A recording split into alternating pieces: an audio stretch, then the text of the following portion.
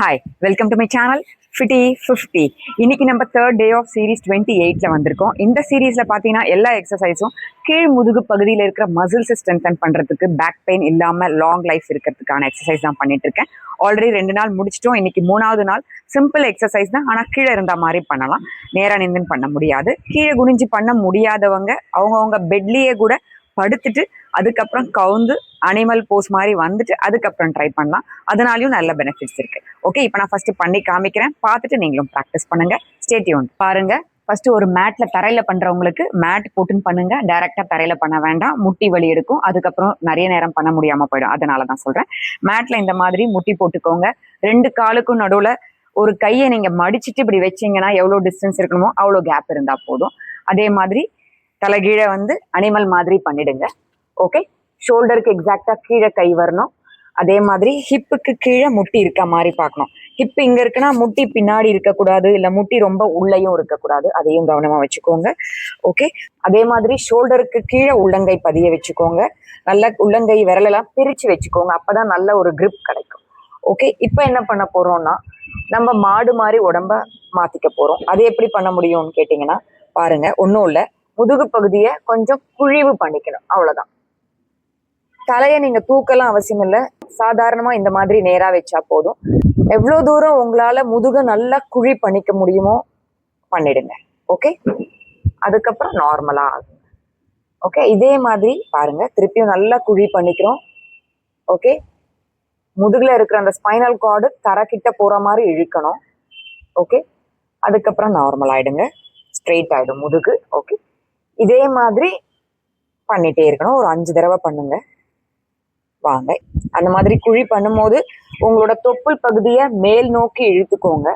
அதே மாதிரி முதுகுல இருக்கிற தண்டு வடம்னு சொல்றோம் இல்லையா, அதை நம்ம கீழ் நோக்கி தள்ளணும்.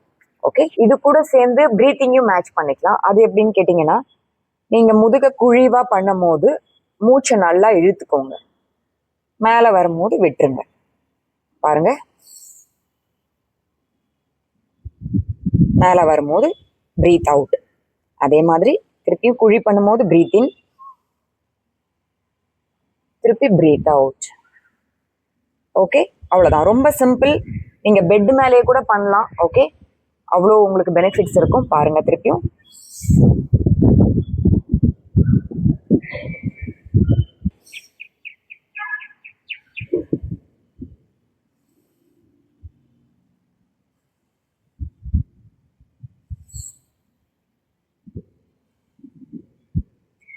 ஸோ இது மாதிரி ஒரு 15 தடவை 20 தடவை பண்ணுங்க.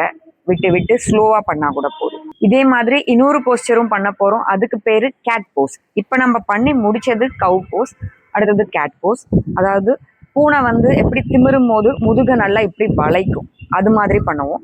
அப்ப முதுக வளைக்கும் போது தலையும் பாத்தீங்கன்னா கீழ் பாக்குற மாதிரி இருக்கணும், முட்டியை நம்ம பாக்குற மாதிரி இருக்கணும், நல்லா குனியணும். ஓகே, அப்ப நம்ம பிரீத்திங் எப்படி இருக்கும்னு கேட்டீங்கன்னா வெளியில காத்து விடுற மாதிரி பண்ணுவோம். பாருங்க, இது பண்ணி முடிச்சதுக்கு அப்புறம் ரெண்டும் சேர்ந்தா மாதிரி எப்படி பண்ணணும் பிரீத்திங்கோட சேர்ந்து சொல்லி காமிக்கிறேன். ஃபர்ஸ்ட் இந்த கேட் போஸ் பண்ணிடலாம். அதே மாதிரிதான் 2 காலுக்கு நடுவுல கேப் இருக்கணும். ஓகே, முதுக ஃபிளாட்டா வச்சுட்டீங்களா? இப்போ ஃபர்ஸ்ட் சாதாரணமா மூச்சு இழுத்துக்கோங்க உள்ள. அடுத்தது வெளியில விடும் போது முதுக வளைக்கணும், வெளிப்புறமா வளைக்கணும். பாருங்க,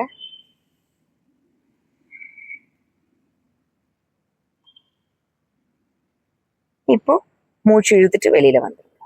ஓகே, ஸோ முதுகு வெளிப்புறமா வளையும் போது தலையும் கீழே பார்க்கும் போது நம்ம மூச்சை நல்லா வெளியில விடுறோம்.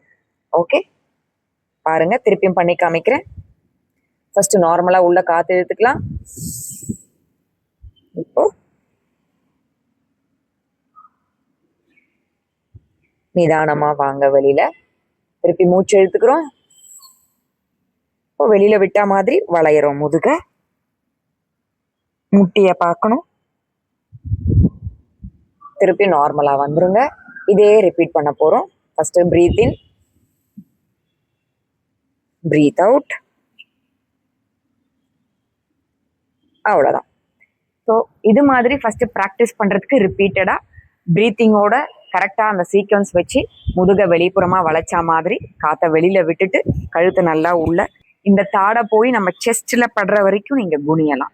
இந்த மாதிரி பண்ணுங்க. ஸோ இதுவும் ப்ராக்டிஸ் பண்ணி முடிச்சதுக்கு அப்புறம் ரெண்டுத்தையும் சேர்ந்த மாதிரி பண்ண போறோம். அதாவது கேட் அண்ட் கவ் போஸ் ரெண்டுத்தையும் ஃபர்ஸ்ட் பிரீத் இன் பண்ணி உள்ள வளைக்கணும் உடம்ப, அதுக்கப்புறம் பிரீத் அவுட் பண்ணி முதுக வெளியில வளைக்க போறோம். பண்ணலாமா? பாருங்க, ரொம்ப சிம்பிள் தான். ஸோ பாருங்க, அனிமல் போஸ் போயிடுறோம். ஃபர்ஸ்ட் பிரீத் இன்னோட, அப்புறம் பிரீத் அவுட், பிரீத் இன், முதுகு வளைஞ்சு கீழே போகும். பிரீத் அவுட் பண்ணிட்டு முதுகு மேல் பக்கமா வளையும். பிரீத் இன், பிரீத் அவுட், பிரீத் இன், பிரீத் அவுட். வயிறு பகுதியை ஒவ்வொரு வாட்டியும் இழுத்து வச்சுட்டு பண்ணுங்க. ஃபர்ஸ்ட் பிரீத்திங்கோட சேர்ந்து வரலனாலும் பரவாயில்ல. இந்த ஃபர்ஸ்ட் இதை பண்றது ப்ராக்டிஸ் பண்ணிட்டு அப்புறமா கூட நீங்க பிரீத்திங் ப்ராக்டிஸ் பண்ணிக்கலாம். ஓகே, ஸோ இப்படி முதுகு கீழ் பக்கமா வளையும் போது காற்றை உள்ள எடுத்துக்கோங்க. முதுகு மேல் பக்கமா வளையும் போது காற்றை வெளியில விட்டுறலாம். ஓகே, அவ்வளோதான், முடிச்சிட்டோம். ஸோ இதை ரிப்பீட்டடாக ப்ராக்டிஸ் பண்ணிகிட்டே இருந்தீங்கன்னா கீழே இருக்கிற முதுகு பகுதியை நல்லா ஸ்ட்ரென்தன் பண்ண முடியும். அதனால் அங்கேருந்து பெயின் ரிலீஃப் இருக்கும், பெயின் வராமையும் காப்பாற்றிக்க முடியும். அந்த பகுதி ஸ்ட்ராங் ஆகும்போது ஸ்பைனல் கார்டுக்கும் நல்ல ஒரு ஸ்ட்ரென்த் கொடுக்கும். அதனால் நம்ம ஈஸியாக கூன் போடாமலாம் இருக்கலாம், நல்ல போஸ்டரில் உட்காந்துட்டு வேலை பண்ண முடியும். ஸோ இதெல்லாம் இன்னைக்கு ப்ராக்டிஸ் பண்ணிகிட்டே இருங்க. நாளைக்கு 4th டேக்கான புது மூவ்ஸோட உங்களெல்லாம் வந்து பார்க்குறேன். அது வரைக்கும் stay tune to my channel FITTY50. Bye.